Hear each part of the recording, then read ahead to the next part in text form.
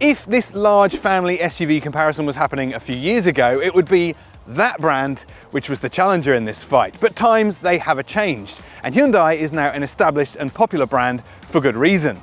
And the one with something to prove? Well, that is MG.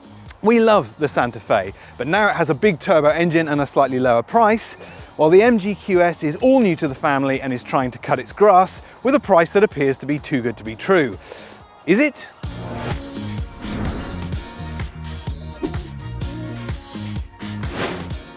Hyundai Santa Fe has been an Aussie family favourite for decades, and for good reason. Now in its 5th generation, the large SUV offers a knockout combination of equipment, safety, driving dynamics, and just look at that styling. There's a top-shelf calligraphy on offer, but we're focusing on the variant below, the Elite. The QS, however, is all new to MG ranks. It comes to market with a high level of standard equipment, lots of space, and an incredibly sharp price, which makes the range-topping Essence all-wheel drive accessible even with a relatively small budget. At the top of the Santa Fe pile, you'll find the calligraphy, which will cost you into $70,000. But today we're focusing on one down from the top, the Elite. Now previously, the hybrid would have cost you about $65,000, but this is the new 2.5 turbo, and it costs about $3,000 less. In terms of options, posh paint costs $750, but this terracotta is included in the price. But that supersonic grey interior is not. It'll add another $300 to the price.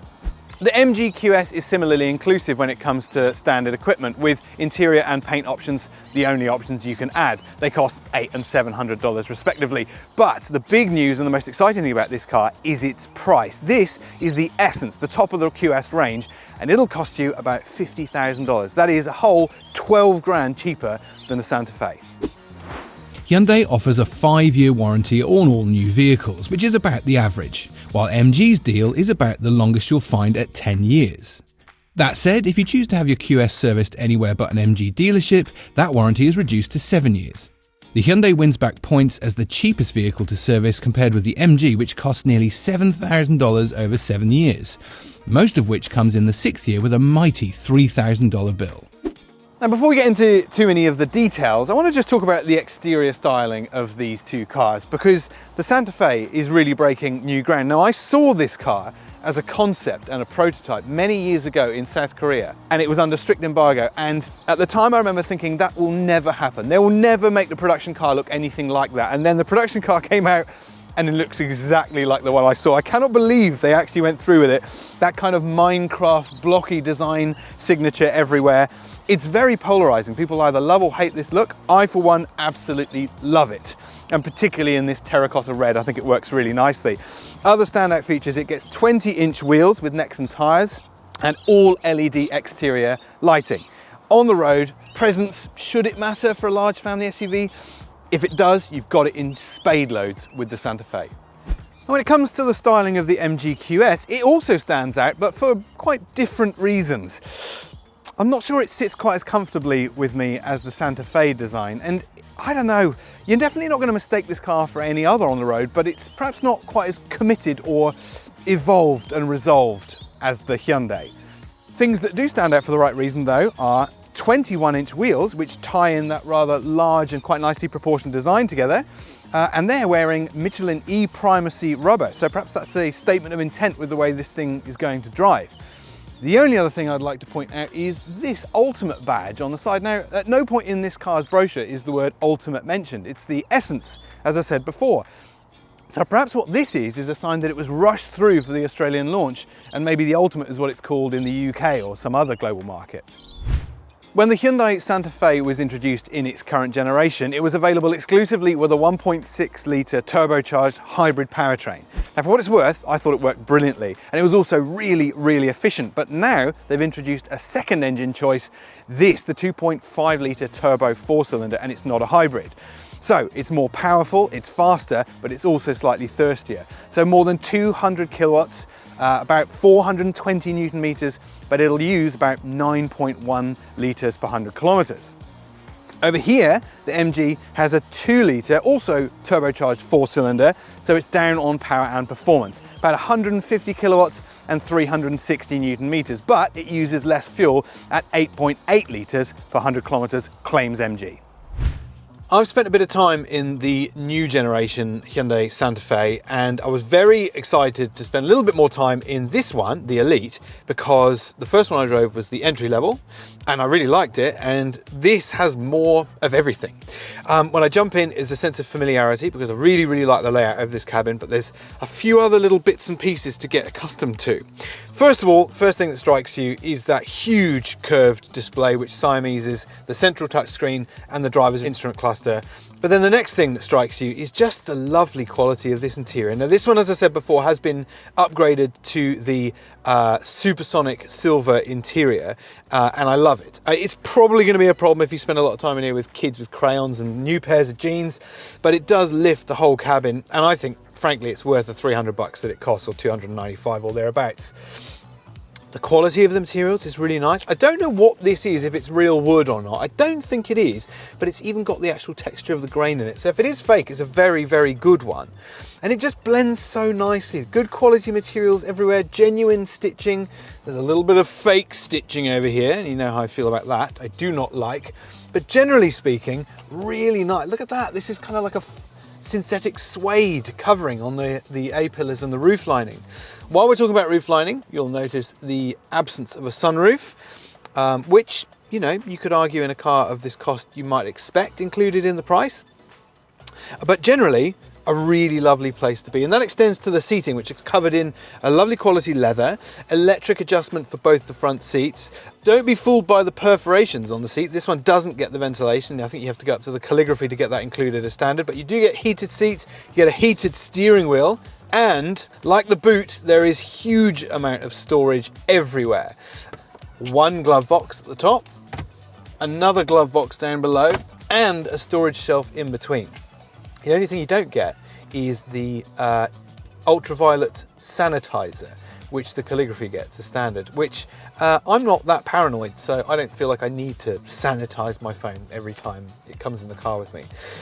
You do get 2 wireless charging pads for devices and 2 USB-C plugins, which I really like because you can actually select whether it does both power and data or just power. Nice little feature that.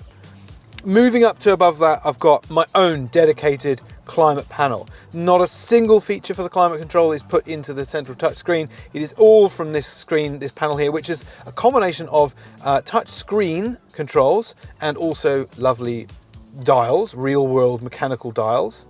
And then above that, I've got my shortcuts to all the things in the screen. We'll come back to that in a little bit.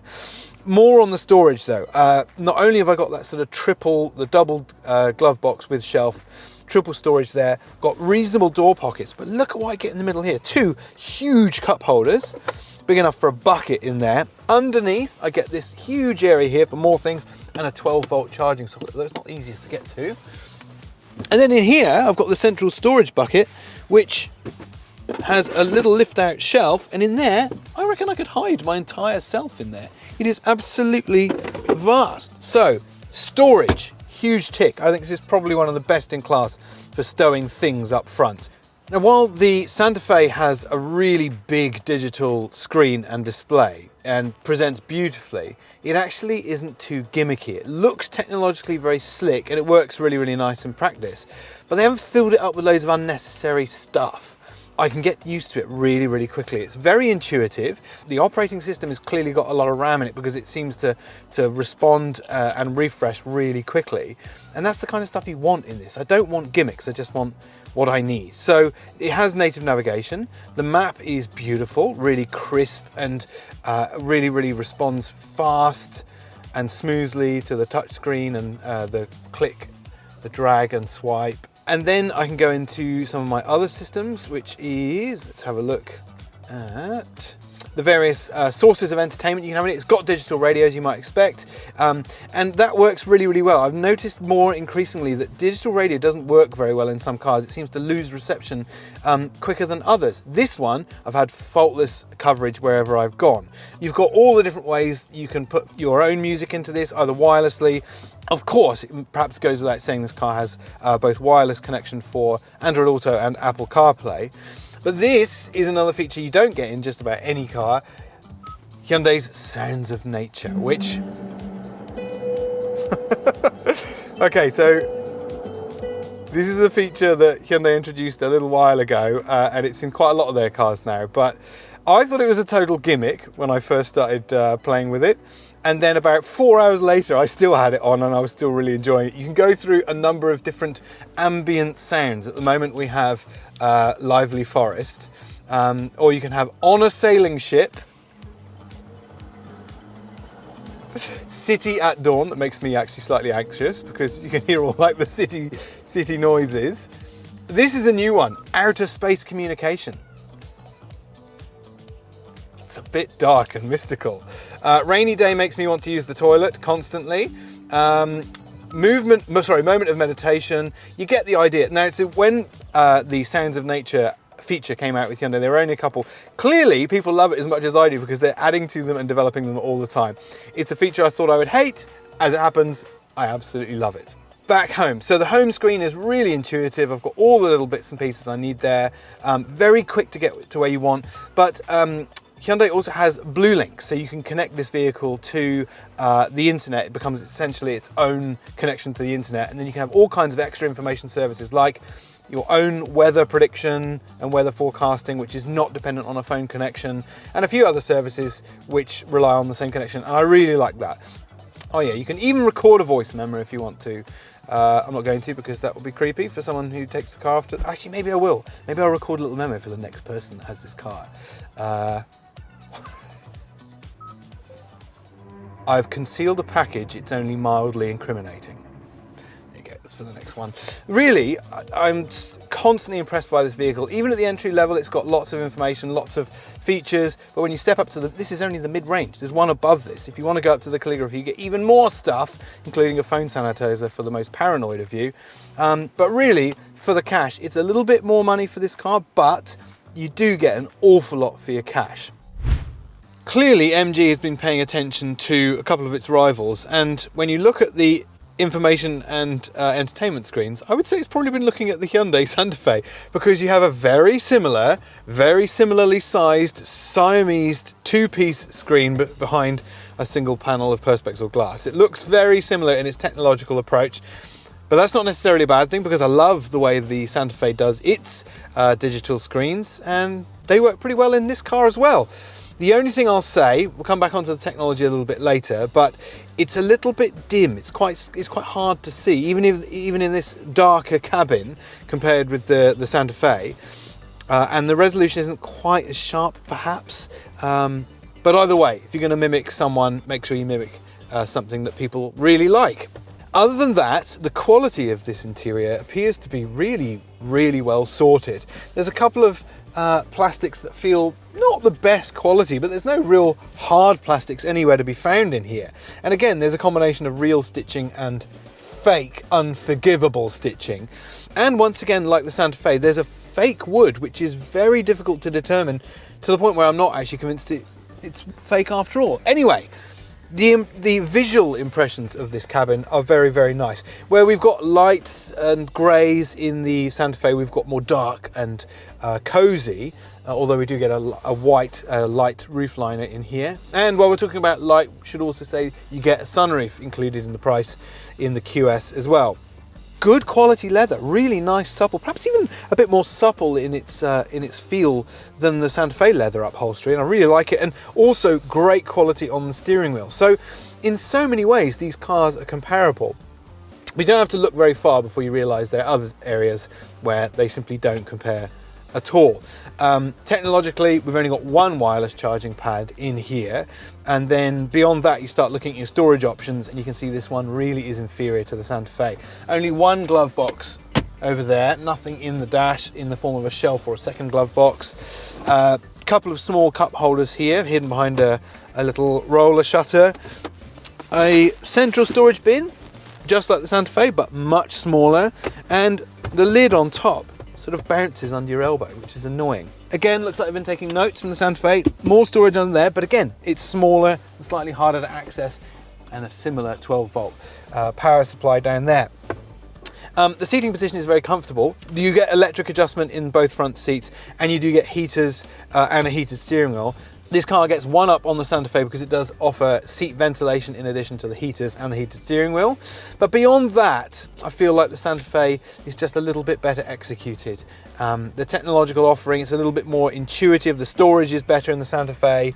And also, finally, it comes to this panel here. In the Hyundai, we had a huge dedicated panel just for the climate control. It was really easy to use and made a lot of sense. Whereas here, you've got just a few things like a shortcut button to take you to the climate screen and the fan speed buttons, but beyond that everything is in here, and I don't like that. Again, a lot of manufacturers seem to be still doing that. They've moved a lot of the functions from mechanical switches up into the touch screen, and it just doesn't work as well in practice when you're trying to get to that button quickly. It's a really nice place to spend some time. I have to say, MG, with every generation, every new model it launches, it does more and more things right, like Bose sound system, lots of technology, good ergonomics. They're so close, but it can't quite touch the Santa Fe for that sort of comprehensive approach to making a high quality interior. Like the Santa Fe, there is a lot of technology to get through in here, but it's executed in a slightly different way. So you have basically the same approach. The information is laid out in a sort of tiles presentation, and you can also swipe through quite conveniently. There's a little bit of customization to make it look the way you want it to, but not quite enough. The other thing I don't really like, as I mentioned before, the screen is quite dark, and this is currently set to the brightest setting you could possibly have it, as is the digital instrument cluster as well.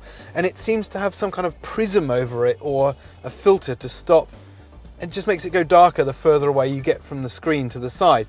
So it doesn't appear to be quite as sharp or fresh as the Santa Fe's digital suite. It's quite slick to use. It seems like it refreshes quite fast. It seems to be quite a sort of fast operating system. But it just doesn't seem quite as sort of sophisticated as the Santa Fe's offering. I mentioned it before, but one of the things I don't like, and a big difference between this and the Santa Fe, is the climate control is almost entirely buried in a touchscreen menu. So rather than having all the switches down here like the Hyundai has, I have to hit a tile to go into my climate screen, and then I can start controlling things like heated seats, cooled seats, heated steering wheel. That's all in here. Annoyingly, other features like actually whether this air vent is on or not and which direction it's pointing in is controlled through a digital menu, when it could just be maybe a switch on the side over here. So there's a little bit too much. I worry that car manufacturers like MG feel the only way customers are going to be happy is if there's nothing at all to see on the inside apart from a touch screen. And the information and the feedback I'm getting is quite the opposite. Shortcut keys and ease of use and intuitiveness is far more important than a completely minimalist dash. So a little bit of improvement potentially to do there. You do get features like its own weather forecasting panel, which is great. That works independently of a phone being connected. You only get one wireless charging pad here. You do get wireless connection to Apple CarPlay and Android Auto. And then you have the main menu with all the little sort of applications and thing on in here. It just doesn't look as bright or as exciting as the Hyundai, and it doesn't do that through bright colors. It's just, there's a freshness to the graphics and a vibrancy. You do get this nice little panel down the side to go to the main menus like your phone connection, the car status, things like the ambient lighting I mentioned before, but it's just, there's that panel opening again underneath my arm. See, I knew I wasn't just making it up. So with a little bit of extra brightness in both the light coming from the screen and also the graphics and the resolution, I think there could be some improvements made in here. It definitely doesn't stand out over the Santa Fe. That feels a little bit more mature and better developed and executed. But you do get a lot of technology. Remember, this car is about 12 grand cheaper than the Santa Fe. So when you look at actually what you're getting just on paper, it's pretty comparable, and some advantages such as cooled seats. But beyond that, it doesn't feel quite as complete as the Santa Fe.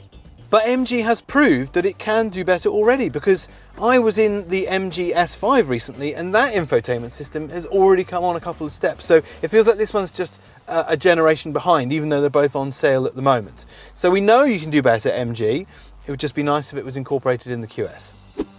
The Santa Fe and QS have identical sized central touchscreens, measuring 12.3 inches each, and the level of standard tech is impressive, apart from a head-up display which is missing in both. The only significant difference is wireless device charging, with one for the QS and a pair in the Santa Fe. Both cars offer digital instrument displays, but neither are particularly customizable. The MG does, however, offer the choice of 3 slightly different screens. Both cars are equipped with a decent level of safety technology for both passive and active protection, such as AEB and reverse cross-traffic sensing. However, while the Santa Fe has been awarded the full 5-star rating by the Australasian New Car Assessment Programme, the MG is still yet to go under the ANCAP spotlight. I know I keep mentioning it in the Santa Fe space, but literally it is everywhere and so well used as well. And when you get into the second row of this particular Hyundai, it is cavernous everywhere. Headroom, really good for a taller passenger like me. Loads of toe room underneath the front seat.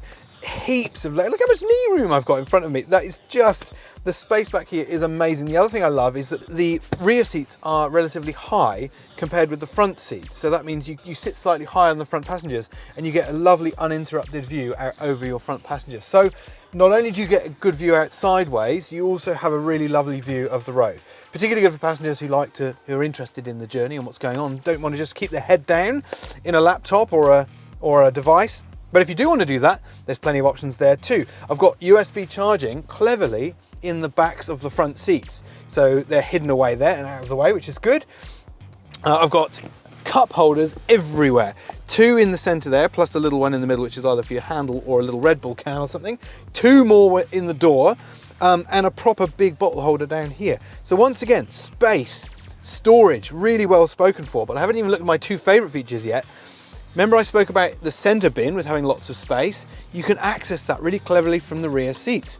So the center armrest lifts up to access that same center bin, but even cleverer is this little tray opens up and that gives you access to the lower part. So everyone in the cabin can access that same center storage just as easily.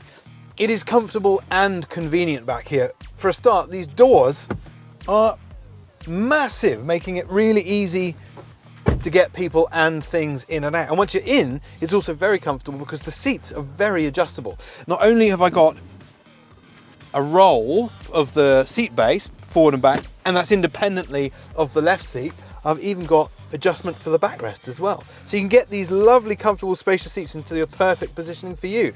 So comfort, convenience, style, the second row's got it all as well.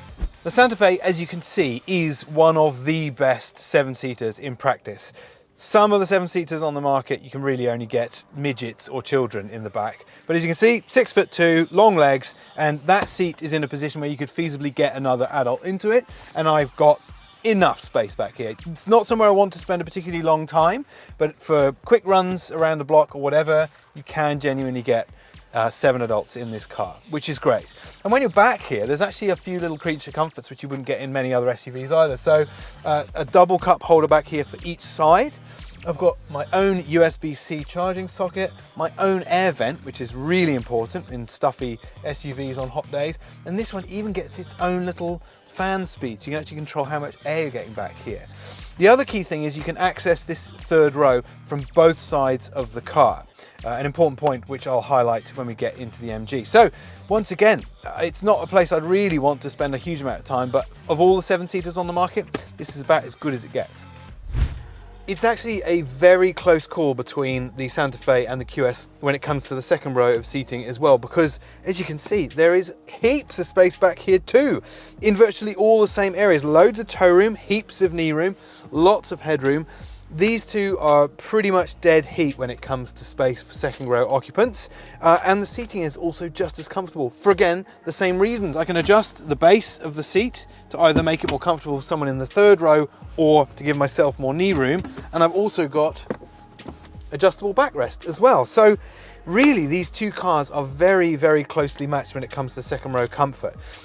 One way that the QS does a little bit better is it has its own climate control panel for the second row, and it has 2 USB-C charging points, just like the Santa Fe. But I don't have any access to that central storage like I did in the Santa Fe. So storage isn't quite as good. I get door pockets and I get a couple of cup holders in here under a panel, but I don't get the ones in the door.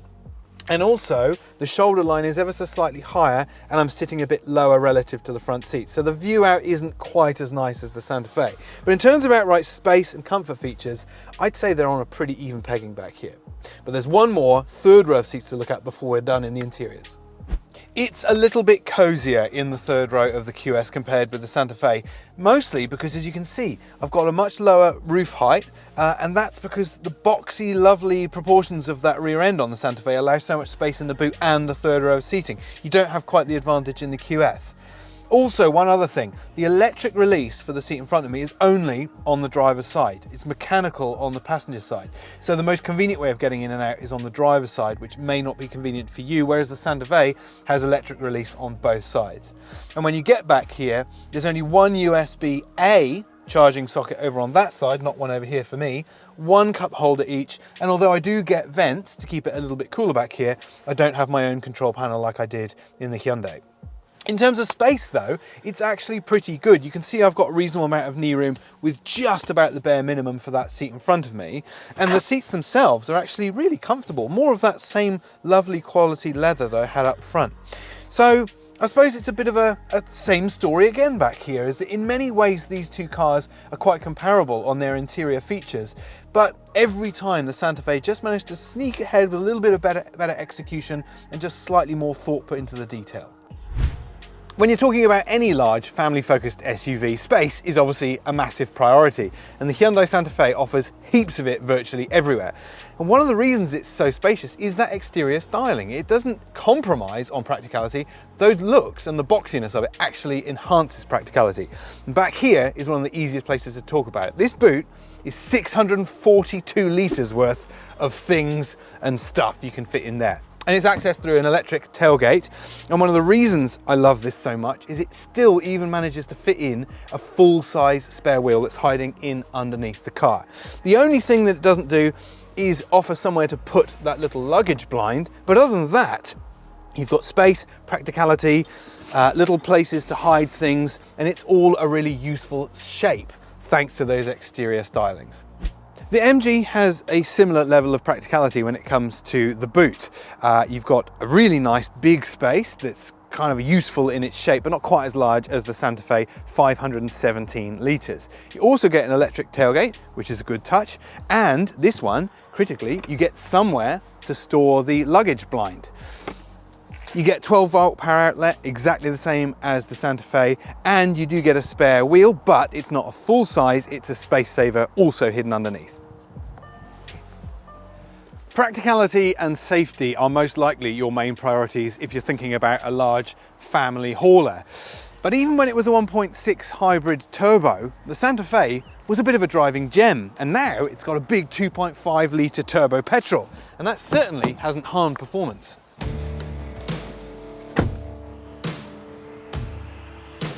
The Hyundai Santa Fe is not a completely unknown quantity for me because I'm lucky enough to have spent some time in the 1.6 turbo hybrid, and that car I like very much. But this now has the 2.5 litre turbocharged petrol engine with no hybrid system. So you actually save yourself about $3,000 depending on which grade you go for. I'm happy to say, even though I really like the 1.6 hybrid, this is actually even better. It's not just trying to be a sports car, it's actually tuned the engine exactly where you want it for a large SUV. On full acceleration, you get a lovely wave of torque. Remember, we've got about 420 Newton meters in this thing. And then just as the torque is dropping off, you get that nice thrust of power. Yes, I said thrust of power. The combination is a car that, even though it weighs 2 tons, has actually really reasonable performance. And although you're probably not going to be driving around a car like this like a maniac, it's nice to know you've got a bit of shove to either get yourself out of trouble or just have a little bit of fun on roads like this. And to that, this car has the same lovely chassis that I first was introduced to with the 1.6 hybrid. First of all, the steering is light, but manages to send quite a lot of feedback through to your hands. And it loads up really nicely in the corners as well. So you think you're going to get nothing, but then just when you want a little bit of communication, you turn in and there's actually a pleasant weight to the steering. So you really know where that front end is at all times. And there's also quite a lot of grip as well. Obviously this is all-wheel drive, but it tends to send the power to the front wheels as much as it can and then resorts to the rears when it starts running out of grip. A lot of cars do it the other way round. For example, Mazda's CX range, that is rear-wheel drive biased. But the Hyundai is very much front biased, and I don't think that's a bad thing, because for two reasons. One is it's probably the safer approach. If you're going to get stuck into a car like this on slightly slippery roads like today, you probably want to know where the front end is before the rear end starts playing around. And also, it feels a little bit like a Hyundai hatchback. I know you think that's strange because I'm in a 2-ton 7-seater, but it does honestly have a little bit of that character of the Hyundai small, reasonably priced hatchback range. Also, we should talk about the ride and handling, because there's a really nice balance. I thought this car might have been tuned a little bit more sporty because it's got the bigger power plant. Actually, it's that same lovely balance of some really good turning and some handling and road holding, which we've already mentioned, but then it settles into a really well sorted ride. It's quite comfortable if it always kind of has that sporty edge to it. It must be so hard to tune a chassis and suspension system in a 7-seat SUV, because you're never going to keep everyone happy all the time. But I think the Santa Fe, now particularly with its 2.5 litre powertrain, has got possibly the best balance I've found in the market. There are a few driver assistance annoyances, not uncommon to the Hyundai range. If the car senses the speed limit, because it's got speed sign recognition, it will tell you with a little image, and then if you go over that by just 1 or 2 kilometers an hour, it will start pinging at you. It's not too intrusive, it doesn't do it continuously, it will stop and then remind you periodically, and it can be turned off, but as always, it defaults back on every time you cycle the ignition. So it's not my favorite, but it's also not the worst. But to really get the most out of this new powertrain, you'll need to flick that little drive mode switch into sport, and then it's at its absolute best. I've found a really nice road here down on the Mornington Peninsula. It's freshly surfaced and everything just comes into its own. It's really great fun. Lots of grip from each corner. The throttle response is slightly better. It holds the revs slightly higher, and you can really appreciate even that engine has quite a nice note.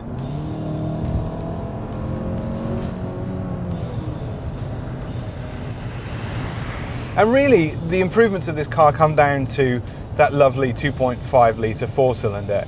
In sport mode, it revs out a bit like a hot hatch, but the rest of the time, and normal is where I'm spending most of my time in this car, it settles down to a really gutsy turbocharged torquey engine with a little sporty edge to it when and where you want it. Despite its 20-inch wheels, it actually manages to remain quite quiet.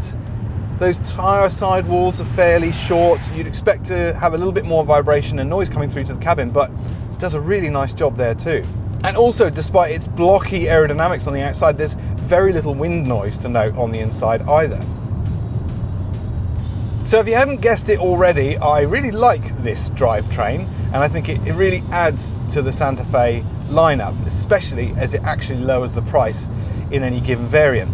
The only real clear disadvantage at this stage I can note is fuel economy. Gone from a small engine paired to a hybrid powertrain to a much bigger engine without the hybridization, and the cost is fuel consumption. If I glance at the fuel consumption gauge right now, it's saying 11.4, and that compares to the claim of 9.1. And yes, I have to say that I'm driving a little bit enthusiastically on this lovely day down on the peninsula, but realistically it's closer to about the 10s for day-to-day and a combination of a bit of urban driving, a bit of freeway stuff. So with the addition of a new engine to the Santa Fe lineup, the whole family has been nothing but enhanced. If you want a really, really efficient engine, the 1.6 hybrid is still there, and it is very good for fuel. But if you want something a little bit sporty and a little bit cheaper, this fits in absolutely beautifully.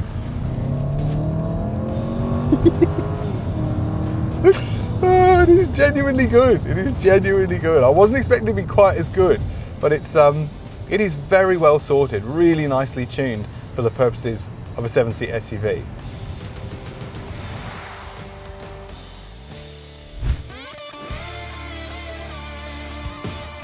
I'll let you in on a little secret. I had relatively low expectations when jumping behind the wheel of the MG QS, and I suppose that's not fair, because the last few MGs I've driven have been really, really outstanding when it comes to the driving experience. There was the ZST, which has got a really surprisingly good little turbo engine in it now. And then there was the MG S5 after that. So the QS should probably be doing similarly good things with its chassis and steering, and I'm very happy to say it is. This has been a real pleasant surprise jumping in this car, because I wasn't expecting it to be quite so fun and responsive. We'll come back to that, because at first we need to talk about the drivetrain. After all, we're comparing it to the Santa Fe, which is very, very good.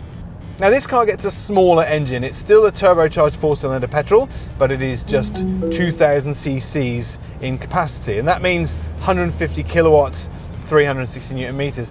Those figures should be perfectly adequate in a circa 2-ton SUV, but it's the way the power is delivered which makes all the difference. And this car isn't quite delivering exactly as one would want it, and certainly nothing compared to how well the Santa Fe dispenses its power and torque. At lower speed and with partial throttle, the signs are good. There's quite a lot of torque that's readily available, and the power seems to sort of come higher up in the rev range, just like the Santa Fe to an extent. But it's when you really get stuck in and it drops a gear from that 9-speed automatic transmission that it sort of revs up into no man's land, and you lose all that useful performance. So for just poodling around, this drivetrain is perfectly adequate, but unlike the Santa Fe, when you really jump on the throttle, it just kind of falls off a cliff, whereas the Santa Fe is really, really rewarding.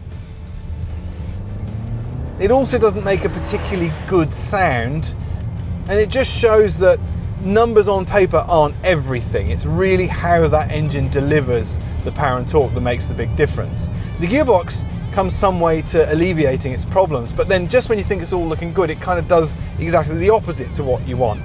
There's also no paddle shifters on here, so I can't prompt it to do what I really want it to do, unlike, once again, the Santa Fe, which does have paddle shifters. Now, I feel I should have to probably apologise for the rude interruptions we've been having in the drive impression segment of this review, because as you can hear, MG still hasn't done anything about its annoying driver assistance warnings. And I know the Santa Fe is guilty of doing one or two, but the MG is so much worse. First of all, it has the overspeed warning, which, like the Santa Fe, can be turned off, but it defaults back on every time you cycle the ignition.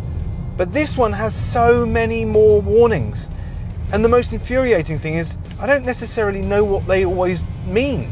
So you can be driving along and it'll suddenly give you the old 3 blind mice, and you've no idea what it actually means. It could be overspeed warning, it could be I've changed speed limits. It could also be, and this is a particular annoying point, it'll warn me when I've gone from a mandatory speed limit to an advisory speed limit, but it won't tell you on the dash. It just still has the same red circle with the black number in the middle, which to me would advise that's a mandatory limit, but it's not. Sometimes it'll tell you it's like a 45-kilometer speed limit, which, as far as I know, there aren't any in Australia, or a 55.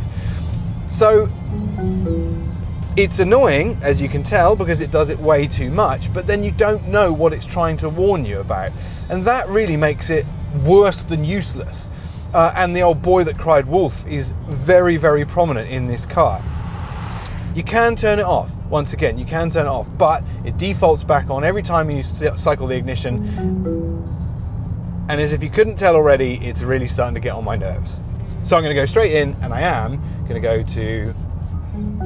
Oh my God, seriously, what's that? Now it's telling me I've got a 90-kilometer speed limit, which it isn't. It's 100 here. So it's telling me that was maybe an advisory speed limit, but it's still in the red circle. So I have no idea what it's actually trying to tell me. Useless and then it's interrupting my lines as well, which is completely unforgivable. It also has a couple other annoying driver alert systems, like the lane departure assistance is actually quite good, but it'll annoy you to death with its warning sounds. And like I say, it seems to be the same sound for everything, so you don't really know what it's trying to tell you about. Anyway, the rest of the driving experience in this car is actually surprisingly pleasant and quite rewarding. The Santa Fe is obviously the one to have with its extra power and a really, really rewarding chassis, but the MG, like I keep saying in this comparison, comes worryingly close.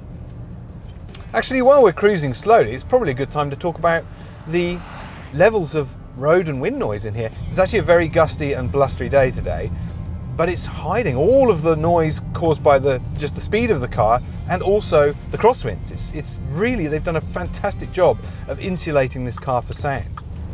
But that chassis is really, I mean, like the MG ZST I drove, like the MG S5, like the MG4, they've really sorted it out. Like, it's becoming one of MG's actual calling cards is a well sorted chassis and suspension system. So turning into some of these faster corners, it's got a very responsive front end, extremely sharp and obedient in that steering. The feel isn't anywhere near as good as the Santa Fe, but if you flick it into sport mode, it gets way better. It weights up the steering a little bit, and it doesn't feel like the MGs of old where it just sort of adds weight with no extra feel. It actually does seem to sort of turn on the actual feedback a little bit better, which is really, really excellent. MG is proving that it's very good at listening to customer feedback and responding fast. And with each new generation of the same model or the introduction of a new one like the QS, it is getting better very, very fast. And again, that balance of ride quality and rewarding dynamics through the chassis and the steering, they've struck an excellent balance there too in the QS. So on some of these lesser good quality roads, hitting a few potholes, and you can feel that slightly sporty edge, but it doesn't become tiresome or exhausting at any point. And that is exactly what you want in a big 7-seat SUV. Some other lower speed points I should talk about. The turning circle in this thing is a bit better than the Santa Fe because it isn't quite as big overall, quite simply.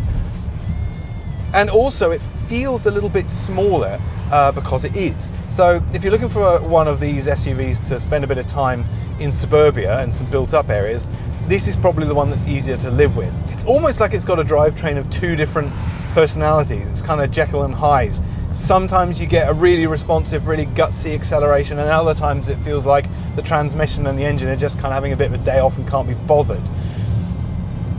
It's that consistency which really marks the car down. Its overall levels of performance are good on paper, but in the real world, in practice, that's when the Santa Fe really stands out.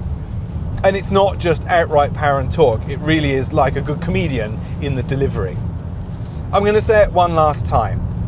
Even in this final chapter of this comparison, the MG and the Santa Fe are continuing to prove that they're not leagues apart. There's no one area that the MG immediately lost, and there's not one area where the Santa Fe immediately stood out. It's actually been incredibly close all the way through, but consistently the Santa Fe just manages to be that little bit more refined or that little bit more resolved and shows the signs that it's evolved over many more generations. And the QS has come in and tried to make a big impression in a much shorter space of time.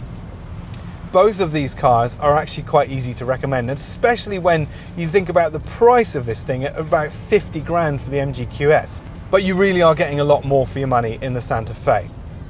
Neither car has a particularly good claimed fuel economy figure, although the smaller engine of the MG promises to be the most frugal.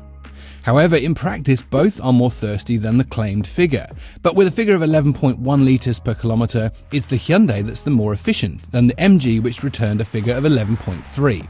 We're not taking either of these models off-road this time, but if hitting the trail less travelled is your thing, the Santa Fe is available with an XRT pack, which adds some serious all-terrain ability. The all-new MG QS is a lot of car for your cash. It's spacious, well-appointed, and while its drivetrain is a little lackluster, it rolls on a chassis that's great fun to drive. And you get all of that for an almost unbelievable price. The Hyundai, though, is the more resolved of the pair, and that only comes with a gradual evolution over 5 generations. It's huge but fun to drive, it's kit-packed but good value, and those gorgeous looks don't compromise on practicality, they actually enhance it. And that's how the Santa Fe manages to stay ahead of the game, even though there are plenty of rivals trying to steal its thunder. It's a little bit more expensive, particularly in this pairing, but it offers such a compelling brand of style, practicality and standard equipment, and with its 2.5 litre turbo engine, it's even a little cheaper. So although this car wins the day, I feel like we should finish with an honourable mention for the QS, because if MG carries on the trajectory it has currently, it won't be too long before its brand is appearing in comparisons like this, not as the challenger, but as the one to beat. But not today. Well, there you have it. That is the Hyundai Santa Fe in mid-range elite and the top shelf MGQS Essence. Is it worth spending an extra 12 grand to go for the Santa Fe? I certainly think so, but it's not my money, it's probably yours. So let us know what you think in the comments below, and thanks for watching Car Sales.